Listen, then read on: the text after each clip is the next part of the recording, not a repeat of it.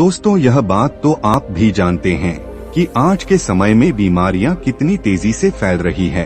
यदि आज के समय में देखा जाए तो लगभग हर एक घर में कोई ना कोई व्यक्ति बीमार ही पड़ा रहता है और आज इन बीमारियों से बचना हमारे लिए सबसे ज्यादा जरूरी हो गया है। आज के इस कहानी से हम जानेंगे कि कैसे हम खुद को बीमारियां होने से बचा सकते हैं। यह जानना सभी के लिए आवश्यक भी है और जरूरी भी है, इसलिए ध्यान से सुनिए। प्राचीन काल में हमारे संत मुनियों ने कुछ ऐसे उपाय खोजे थे जिसके सहारे वह लंबे समय तक बीमारियों से मुक्त होकर अपना जीवन जी सकते थे। आज हम उनमें से सबसे महत्वपूर्ण नियमों का जिक्र करेंगे जो बहुत आसान है और इसे कोई भी व्यक्ति, पुरुष या महिला सभी अपना सकते हैं। तो चलिए इसे एक छोटी सी बौद्ध कहानी से समझते हैं। एक बार एक आदमी जो हमेशा बहुत बीमार रहता था, वह एक बार आयुर्वेद के बहुत बड़े गुरु के पास जाता है और गुरुदेव से पूछता है कि हे गुरुदेव, क्या ऐसी कोई औषधि है जिसे एक बार लेने से मेरी सारी बीमारियां जड़ से खत्म हो जाएं? यदि ऐसी कोई औषधि है तो मुझे बताए, मैं अपनी इस शारीरिक बीमारियों से बहुत ज्यादा परेशान हूँ। तब वह संत कहते हैं कि ऐसी औषधि जो सभी तरह की बीमारियों और रोगों में काम करे, तो ऐसी औषधि बनी ही नहीं है, इसलिए मैं तुम्हें यह नहीं बता सकता। पर हाँ, एक ऐसा उपाय जरूर है जिसको नियमित रूप से अपनाकर तुम हर बीमारियों से बच सकते हो। यह सुन व्यक्ति कहता है, गुरुदेव, आप मुझे वह उपाय बताने का कृपा करें, मैं उसका अनुसरण जरूर करूँगा। इस पर संत कहते हैं, ठीक है, मैं तुम्हें ऐसा उपाय बताऊंगा जिसके द्वारा हम पूरे स्वास्थ्य को ठीक रख सकते हैं और शरीर की कोई सी भी कितनी भी भयानक बीमारी से बच सकते हैं। यह तरीका है अपने शरीर की प्रकृति को समझना, अपने शरीर की प्रकृति को संतुलन में रखना। इससे आप सौंदर्य का बल भी बढ़ेगा और सौंदर्य भी बढ़ेगा। हर प्रकार से आपको इससे लाभ ही मिलने वाला है। सबसे पहले आपको वात, पित्त और कफ के सिद्धांत को अच्छे से समझना है। पहले सिद्धांत में तुम यह समझो कि हमारे शरीर की प्रकृति कैसी है, प्रकृति के लक्षण क्या होते हैं, अगर असंतुलित है तो कैसे संतुलित किया जा सकता है। फिर आगे वो संत कहते हैं कि जब वात प्रकृति की स्थिति में आपके बालों पर, आपके आँखों पर, आपकी त्वचा पर प्रभाव पड़ता है, आपके बाल रूखे होने शुरू हो जाते हैं और झड़ने लग जाते हैं, तब आप विभिन्न प्रकार की औषधि का प्रयोग करते हैं, लेकिन तब भी इससे लाभ नहीं हो रहा है, तो समझो कि वात आपका प्रकोपित हो रहा है।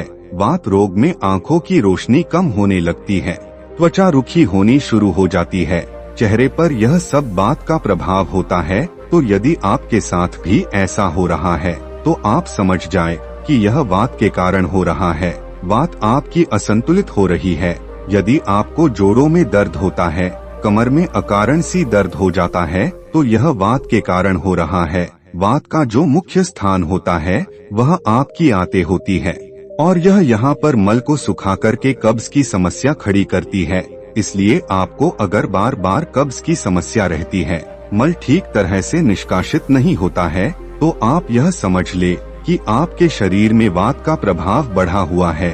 यह सुन व्यक्ति बोला, गुरुदेव, आपने ठीक कहा, यह जो लक्षण आपने बताए उनमें से कई सारे तो मेरे भीतर भी मुझे दिखाई देता है।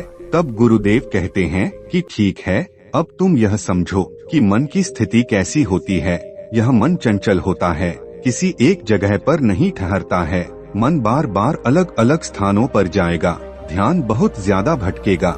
यह सब वात का प्रभाव होता है। फिर वह महात्मा बोले कि अब मैं तुम्हें यह बताता हूँ कि यदि वात प्रकोपित है तो किन चीजों का प्रयोग आपको नहीं करना है।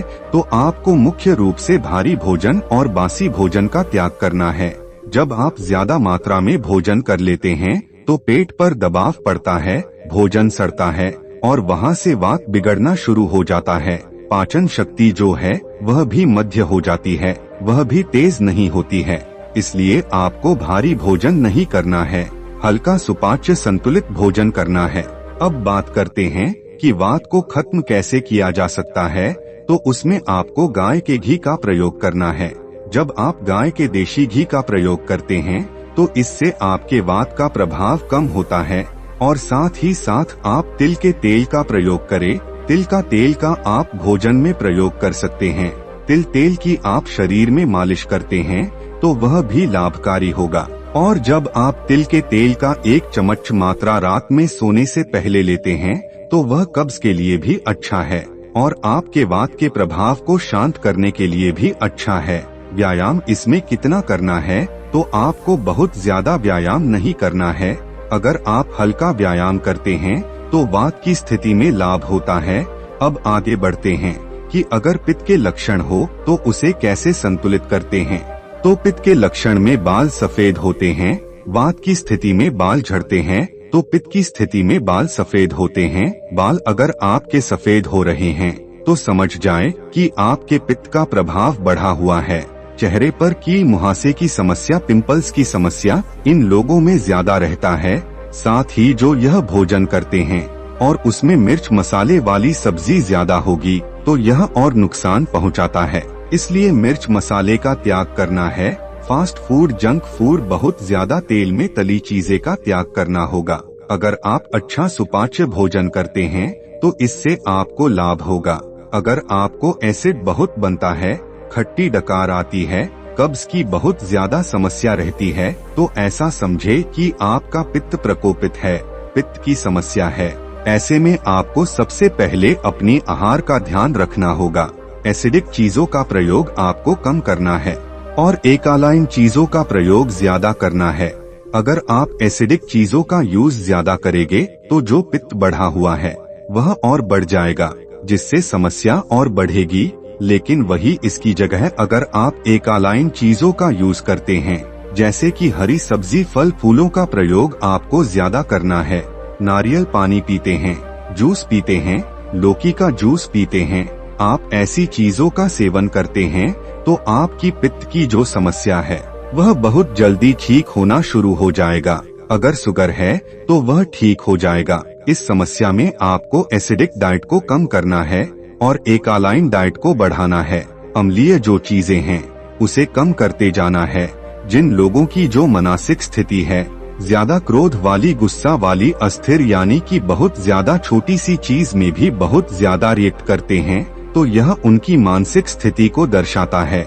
यदि इस प्रकार की आपकी मानसिक स्थिति बनी हुई है तो यह पित्त प्रकृति का होता है। फिर महात्मा बोले कि इस प्रकृति को ठीक कैसे किया जाए, तो इसका उपाय है, यदि आप गाय का मक्खन प्रयोग करते हैं तो इसमें बहुत अच्छा है। गाय का घी, गाय का मक्खन मिश्री मिलाकर उसका प्रयोग करने से आपको बहुत फायदा होता है। साथ ही इसमें हरी सब्जियों का प्रयोग करना उपयोगी होता है। मानसिक स्थिति जब शांत होता है तो पाचन क्रिया पर भी उसका अच्छा प्रभाव पड़ता है और आपकी जो अल्सर जैसी समस्या है वह सब ठीक होना शुरू हो जाती है। अब बात करते हैं कि कफ प्रकृति में क्या लक्षण दिखाई देते हैं। कफ प्रकृति को एक अच्छी प्रकृति माना जाता है। इसमें आपकी त्वचा, आपकी आंखें, आपके बाल सब अच्छा रहता है।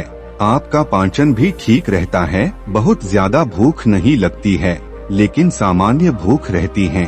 अब बात करते हैं कि कफ प्रकृति में क्या लक्षण दिखाई देते हैं। लेकिन आप यह समझे कि जो आपकी कफ प्रकृति है उसमें आप जो कुछ भी खाएंगे उसमें आपका वजन बहुत तेजी से बढ़ेगा। इससे ओबेसिटी की समस्या बढ़ती है। ओबेसिटी के कारण होने वाली जो बीमारियां हैं, जैसे कि डायबिटीज जैसी दिक्कत रहने की प्रधानता रहती है, यह कफ प्रकृति की व्यक्तियों में ज्यादा रहता है। ऐसे व्यक्ति यदि अपने आप को सक्रिय रखते हैं, अच्छी जीवन शैली अपनाते हैं तो फिर ठीक है। लेकिन यदि यह बिल्कुल निष्क्रिय हो जाते हैं, मतलब कोई काम नहीं करते हैं, शारीरिक मेहनत नहीं करते हैं, शारीरिक रूप से एक्टिव नहीं रहते हैं, तो ऐसी प्रकार की स्थितियां कफ प्रकृति में बनते हैं।